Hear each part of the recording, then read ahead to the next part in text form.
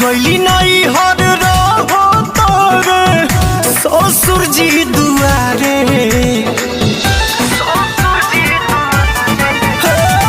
सास गईली नहीं हर रहो तोरे ससुर जी दुआरे देखे लो जब सुघर लईकी लागे सीटी मारे शादी शुदा होके खोजे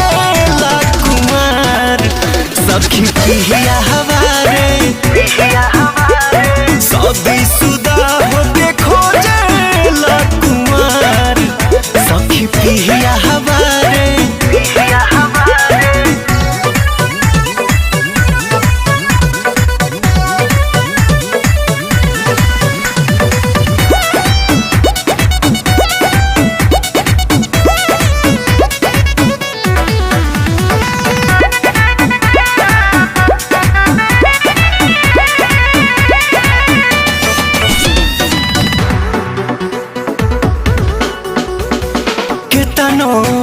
गरियाई कोनो असर नहीं बावे हम कितनो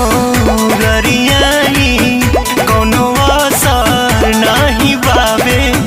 सिम रखले बाटे 4 गो उ बदल के बतियावे सोचले न रही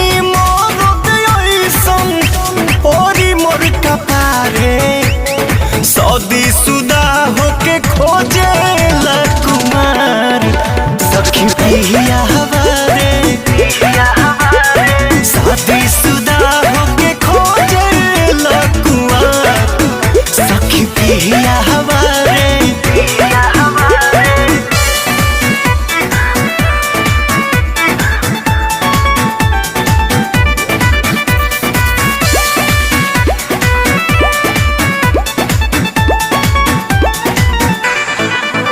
कॉलेजिया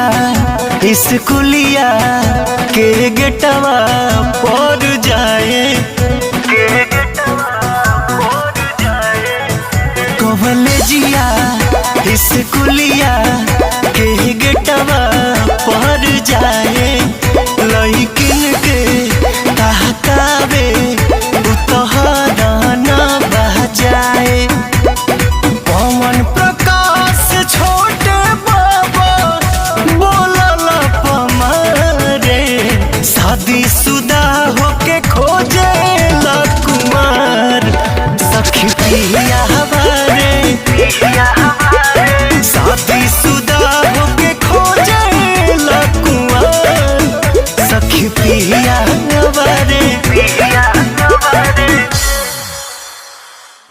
शादी शुदा होके खोजे ला कुमार सखी पिया हमारे शादी शुदा